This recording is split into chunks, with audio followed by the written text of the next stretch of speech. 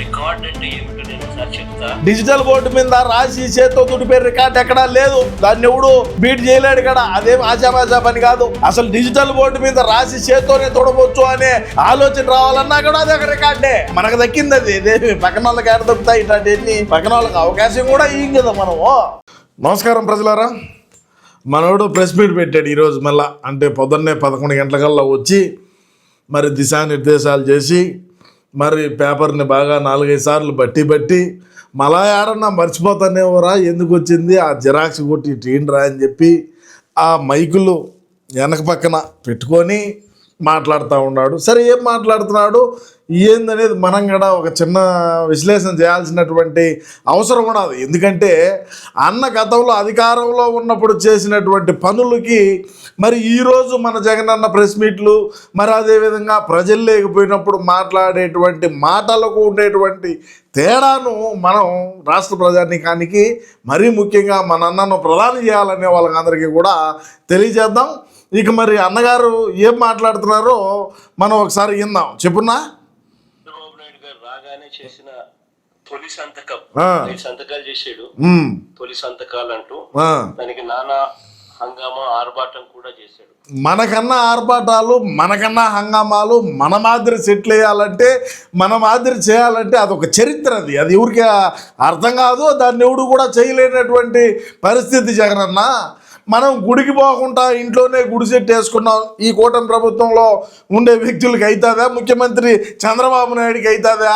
కుప్పంలో మనం నీళ్ళు ఇచ్చినామని గేట్లు పెట్టి ఒక ట్యాంకీని తెచ్చి మనం బటన్ వత్తి ఆ ట్యాంకీలో నీళ్ళు అయిపోతానే గేట్లు ఎత్తుకొని పోయినారు. అది ఒక చరిత్ర. ఆ మాదిరి ఆర్భాటాలు ఆ మాదిరి చేయాలంటే అవ్వదయ్యా ఎవరికి. మరి అదేవిధంగా చూసుకుంటే సిద్ధం సభలు పెట్టి ఏ విధమైనటువంటి హంగులు, ఏ విధంగా ఆర్భాటాలు చేసినాం. ఆర్భాటాలు చేయాలంటే మన తర్వాతనే ఎవడైనా, అది మనకు తెలుసు. మరి చెప్పుగా ఏందో చెప్పియా. అందులో భాగంగా ఇది కూడా ఒకటి. ఇందులో మెగా డిఎస్సి అనేది ఒక సంతకం. మెగా అనేది ఏమిటో నాకైతే అర్థం కాదు. కానీ నీకేం అర్థమైందని మెగా అనేది అర్థం కావాలని కదా. నీకేం అర్థమవుతుందని, మనకు ఎంతవరకు శక్తి సామర్థ్యం ఉన్నది, మనకు ఎంతవరకు మేధాశక్తి ఉన్నది, మనకు ఎంతవరకు విషయ పరిజ్ఞానం ఉన్నది అనేది రాష్ట్రంలో ఉండే ప్రజానికానికి తెలుసు. నీకేం అర్థం కాదు. నీకు అర్థం అయ్యేది ఏందని కదా.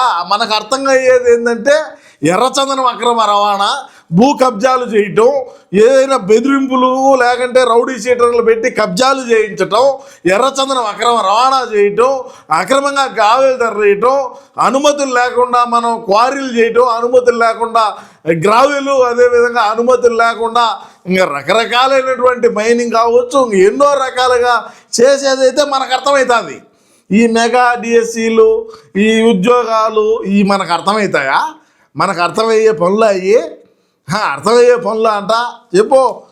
ఎందుకంటే ఇందులో 6,100 ఉద్యోగాలు మేమిచ్చిన నోటిఫికేషన్. అవులే, ఆయన ఇచ్చిన చరిత్ర కాదు. అంతే మెగా డిఎస్సి పేరుతో చెప్పు.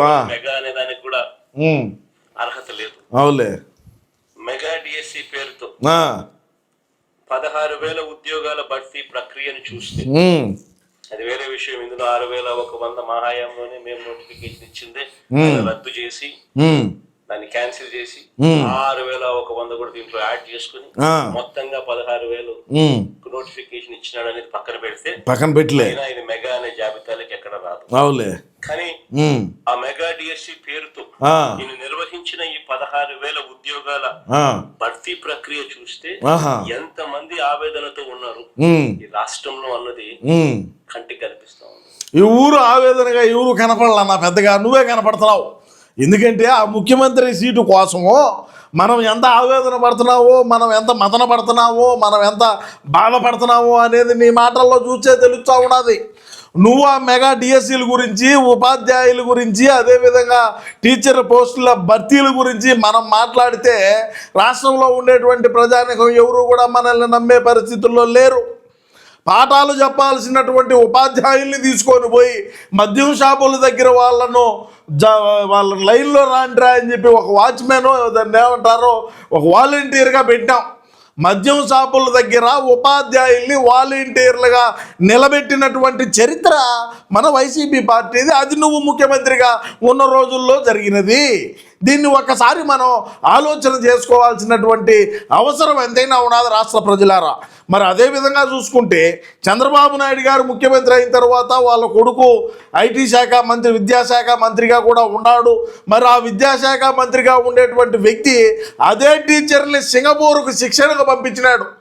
మరి సింగపూర్కు పోయి శిక్షణ తీసుకున్న వాళ్ళ మేల మరి ఇక్కడే మన ఆంధ్ర రాష్ట్రంలోనే మన ప్రభుత్వ మద్యం షాపుల దగ్గరనే మరి వాళ్ళను వాలంటీర్గా నిలబెట్టినటువంటి మగోడు మేల అనేది మీ అభిప్రాయాన్ని కామెంట్లో తెలియజేయండి, చూస్తాం. మరి మన చరిత్ర అది నాదే, అదేం ఆశామాషా పని కాదు కదా. ఎవడైనా చేయగలుగుతాడా? ఎవడైనా సరే, ఏ ముఖ్యమంత్రి అయినా సరే పాఠాలు చెప్పేటువంటి ఉపాధ్యాయుల్ని తీసుకొని పోయి మద్యం షాపుల దగ్గర వాలంటీర్లుగా నిలబడి మీరు కీలో వచ్చేట్టుగా చూడండి, ఇది మీ బాధ్యత అని చెప్పిన మగోడెవడైనా ఉన్నాడాయా? చెప్పండి. ఇంకా ఏందో చెప్తాడు. రికార్డ్ అంటే ఏమిటో నేను ఒకసారి చెప్తా. అదే రికార్డు, దానికి మించిన రికార్డు ఎక్కడా లేదు కదా. దానికి మించిన రికార్డు ఏమన్నా ఉన్నదా? డిజిటల్ బోర్డు మీద రాసి చేత్తో తుడిపే రికార్డు ఎక్కడా లేదు. దాన్ని ఎవడు బీట్ చేయలేడు కదా. అదేం ఆశామాషా పని కాదు. అసలు డిజిటల్ బోర్డు మీద రాసి చేత్తోనే తొడవచ్చు అనే ఆలోచన రావాలన్నా కూడా అది ఒక రికార్డే. అది మనకు దక్కింది. అది ఇదేమి పక్కన వాళ్ళకి ఏడ దొక్కుతాయి ఇట్లాంటివన్నీ? పక్కన వాళ్ళకి అవకాశం కూడా ఇయ్యం కదా మనము. చెప్పు. చంద్రబాబు అని చెప్పి నేను చంద్రబాబు చెప్తా ఉన్నా. వైఎస్ఆర్సీపీ ప్రభుత్వంలో రాష్ట్ర చరిత్రలో గాని, దేశ చరిత్రలో కానీ కని విని ఎరగని రీతిలో ఒకే నోటిఫికేషన్ ఒకే టైంలో 1,30,000 ఉద్యోగాలు భర్తీ చేసిన చరిత్ర ఈ రాష్ట్రంలో గాని ఈ దేశంలో గాని ఎక్కడైనా జరిగింది అని అంటే అది ఒక్క వైఎస్ఆర్సీపీ ప్రభుత్వంలో మాత్రమే జరిగిందని గర్వంగా చెప్పగలుగుతాను. రికార్డ్ అంటే ఇది అని కూడా చెప్పగలుగుతాను.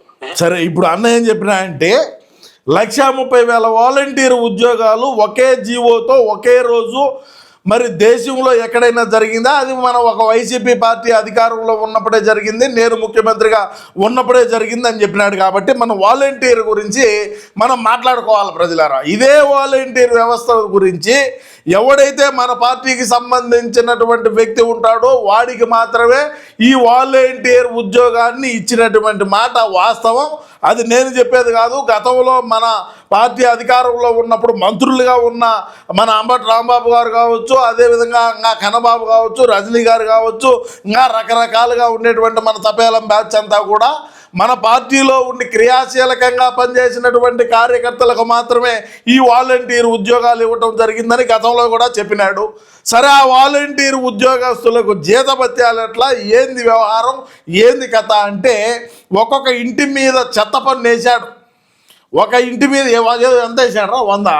100 రూపాయలు చెత్త పన్ను వేసి ఇంటి మీద 50 ఇళ్లకు ఒక వాలంటీర్ని పెట్టి ఆ 5,000 జీతాన్ని ఈడికప్పచెప్పి మరి ఇది వాలంటీర్ వ్యవస్థ. మరి దేశంలో ఎక్కడా కూడా లేనటువంటి విధంగా మనం వాలంటీర్ వ్యవస్థ తెచ్చినాం. 1,30,000 ఉద్యోగాలు ఇచ్చినాం అంటున్నావు.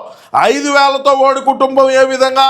మరి మనకు బ్రహ్మాండమైనటువంటి విలాసవంతమైనటువంటి కథ కావాలా? మనం ఎక్కడికైనా లండన్ పోవాలంటే 5 బెడ్రూమ్లు ఉండే చార్టెడ్ స్పెషల్ ఫ్లైట్ ఒకటి కావాలా? వీడికేమో 5,000 జీతంతోనే ముగియాల వీడి కథ. ఆ 5,000 కూడా చెత్త మీద పన్నేసి ఒక చెత్త ముఖ్యమంత్రి అని చెప్పి దేశంలో ఎక్కడా లేని విధంగా చెత్త ముఖ్యమంత్రి అని పేరు కూడా మనకే దక్కింది. మరి ఆ వాలంటీర్లు ఏ విధమైనటువంటి వ్యవహారాలు, ఏ విధమైనటువంటి కార్యకలాపాలు చేసినారు, ఏ విధంగా ఒంటరి మహిళలు ఉంటే వాళ్ళని ఏ విధంగా వేధించినారు ఏందనేది కూడా మనం గతంలో చాలాసార్లు చాలా సందర్భాల్లో మనం చూసే ఉన్నాం. మనం వాటి మీద మాట్లాడుకొని కూడా ఉన్నాం. వాటి మీద కూడా మనం చర్చించుకొని కూడా ఉన్నాం. మన పార్టీకి సంబంధించినటువంటి వ్యక్తులకు మాత్రమే ఈ వాలంటీర్ వ్యవస్థ, ఈ వాలంటీర్ ఉద్యోగాలు కూడా ఇవ్వడం జరిగింది. ఎక్కడ గవర్నమెంటే కాకుండా ప్రైవేట్గా ఏదైనా సరే పరిశ్రమలు తెచ్చి కానీ లేకంటే ఇంకొకటి కానీ ఏదైనా సరే మనం ఉద్యోగ అవకాశాలు కల్పించినటువంటి దాఖలాలు, చరిత్ర ఏదైనా ఉంటే చెబితే రాష్ట్ర ప్రజానీకం తెలుసుకుంటారు.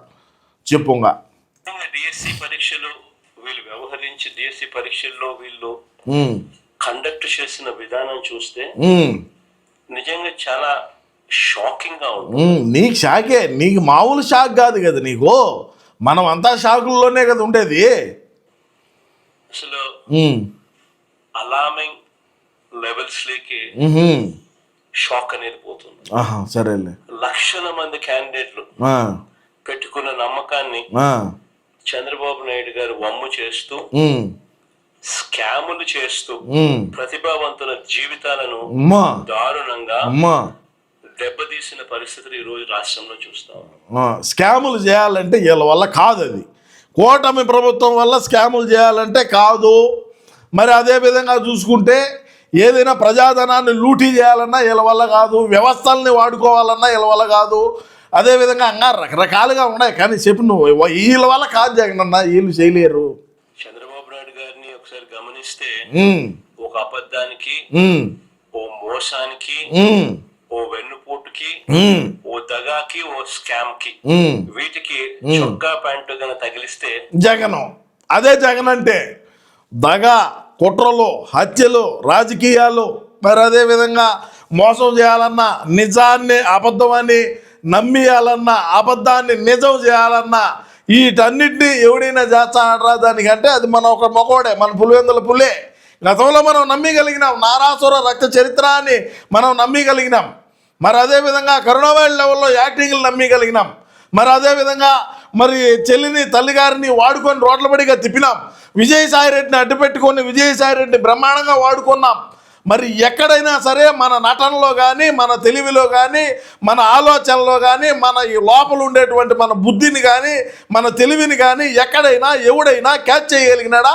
క్యాచ్ చేయలేకనే 2000 మనకు అప్పుడు ఎందుకు అవన్నీ చెప్పను.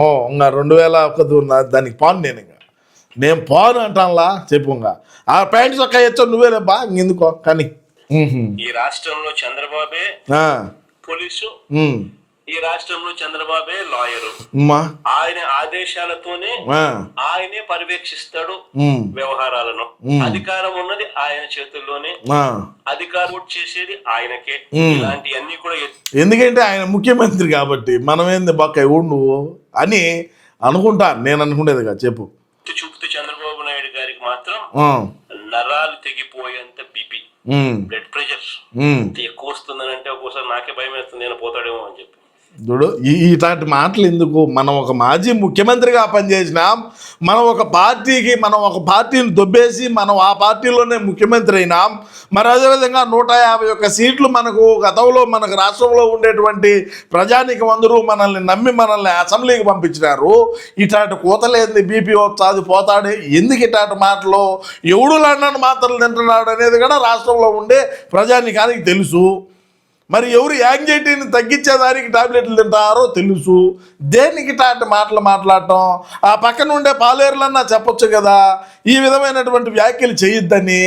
చెప్పుగా ఎప్పుడైనా పొరపాటున నిద్రపోయేటప్పుడు ఎవడన్నా తలుపు అట్ట కొట్టి మావిగా అని చెప్పి ఎవడో అన్నాడు అనుకో అని చెప్పి మనిషి ఏమవుతాడో ఏమో అని చెప్పి ఒక్కోసారి భయం వేస్తుంది. మావిగన్ గురించి మాట్లాడొద్దన్నా. ఎందుకున్నా? దేంతో నవ్వుతారో అర్థం కాదున్నా. నీకేమి అనిపించాందో మరి ఏమో, నీకు ఆడుండే తపేలం బ్యాచ్ నీకేం చెప్తారో ఏమో. మావిగన్ అంటే చంద్రబాబు నాయుడు గారికి ఏమో అయిపోతుందని నీకేమవుతుంది? నిన్నేమంటున్నారు? నిన్న ఒక ఐటమ్ అని చేశారు, నీకు అర్థం కాలా? మనం అధికారంలోకి వచ్చేదానికి అదే అమరావతి, అదే రాజధాని అన్నాం. తర్వాత అధికారంలోకి వచ్చినాక సాక్షాత్తు ఎక్కడైతే అసెంబ్లీలో నిలబడుకొని మాకు అమరావతికి ఎటువంటి మేమేమి దానికి వ్యతిరేకం కాదని చెప్పి ఆడే కూర్చొని మళ్ళీ 3 రాజధానులు అన్నావు. ఈరోజు ప్రధాన ప్రతిపక్ష హోదా కూడా లేకుండా పోయి మరి ఇంక నేను ఆ మాటలు మాట్లాడకూడదు. ఈ వీడియోలు కొంతమంది మహిళా మూర్తులు, శ్రీమూర్తులు కూడా చూస్తూ ఉంటారు కాబట్టి నేను ఆ భాషను వాడలేకుండా ఆ మాదిరి మూల కూర్చొని ఈరోజు ఇంట్లో కూర్చొని మావిగన్ అంటావు. గతంలో ఏమైపోయినాయి 3 రాజధానులు? ఈరోజు మావిగన్ ఎందుకు గుర్తొచ్చింది? అధికారంలో ఉన్ననాడు దేనికి మావిగన్ గుర్తురాలా? ఈరోజు దేనికి గుర్తొచ్చింది? ఒక రోజన్నా ఈ తెలివి ఉండి మాట్లాడుతున్నావా, తెలివి లేకుండా మాట్లాడుతున్నావా అనేది నీ పక్కన ఉండే వాళ్ళు చెప్తారని నీ ఇష్ట ప్రకారం మాట్లాడితే రాబోయే రోజుల్లో ఆ గ్యారా కూడా మిగలవు. అది ఒకసారి నువ్వు గుర్తు చేసుకోమని చెప్పి కూడా నేను ఈ సందర్భంగా తెలియజేస్తున్నా. నరాలు తెగిపోయేంత బీపీ. అందుకే ప్రశ్నించిన ఏ ఒక్కరిని కేసులు, అరెస్టులు ఎవరైనా ప్రశ్నించండి ఎక్కడైనా కానీ. అసలు చంద్రబాబు నిజంగా అడ్మినిస్ట్రేషన్ అంతా ఎలా ఉంటుంది అనేది ఒక చిన్న ఎగ్జాంపుల్ చెప్తా. చంద్రబాబు నాయుడు గారి అడ్మినిస్ట్రేషన్ అంతా లీకేజీలు మయం. 1995లో 10th క్లాస్ పేపర్ లీక్. అది అసలు 1995 ఎప్పుడు అందరికన్నా ముందు నువ్వు 10వ తరగతి చదివినప్పే నువ్వే పెరిగి పారదొబ్బినావు కదా నా పేపర్లో. వీళ్ళదేందు బొక్క వీళ్ళు ఇప్పుడు చేసినారు. మనం 10వ తరగతి పరీక్షా పేపర్లు క్వశ్చన్ పేపర్లు ఏ విధంగా దొబ్బేసాము. చరిత్ర అంటే మంది. మనం ఆ రోజుల్లోనే మనం మన తెలివితేటలు, మన శక్తి, మన సామర్థ్యాలు ఆ రోజుల్లోనే అటుండేటి. చెప్పుగా నువ్వు చెప్పు. చంద్రబాబు నాయుడు గారి అడ్మినిస్ట్రేషన్ ఎలా ఉంటుంది అన్నది ఒకసారి చరిత్ర చెప్తా, ఒకసారి వినండి. చెప్పు. 1995 10th క్లాస్ పేపర్ లీక్. 2005లో పరిటాల రవి గారి హత్య. 1996లో ఎంసెట్ ఇంజనీరింగ్ పేపర్ లీక్. 2009లో మహానుభావుడు రాజశేఖర రెడ్డి గారు పాపం చనిపోయినారు. 1997లో ఇంటర్మీడియట్ పేపర్ లీక్. 2019లో మనకు ముఖ్యమంత్రి సీటు కావాలని వివేకం గారు అదేవిధంగా అక్కడికి వెళ్ళినారు. వివేకం సార్ గారు అక్కడికి మరి రాజారెడ్డి దగ్గరికి వెళ్ళిపోయినాడు. కానీ ఇంకా ఇంటర్మీడియట్ పేపర్స్ లీక్. 2017లో 10th సైన్స్ పేపర్ లీక్. 2020లో నువ్వు మరి వివేకం సార్ గారి మృతి నీకు తెలిసిన తరువాత, ఆయన హత్య నీకు తెలిసిన తరువాత మరి అక్కడిని హైదరాబాద్ నుంచి ఏ తపేలం పని ఉన్నా కూడా స్పెషల్గా ఫ్లైట్ వేసుకొని వచ్చి మనం పులివెందులకు వచ్చేటువంటి మనం ఆ రోజుల్లో రోడ్డు మార్గంలో ప్రయాణించినటువంటి కారు ఏదైతే ఉన్నదో ఆ కారు డ్రైవర్ 2020లో మరి పోయినాడు చెప్పు. 2019లో 10th పేపర్ లీక్. 2021లో మాస్కులు అడిగిన దానికి డాక్టర్ సుధాకర్ కథం. 2025లో బిఈడి పేపర్ లీక్.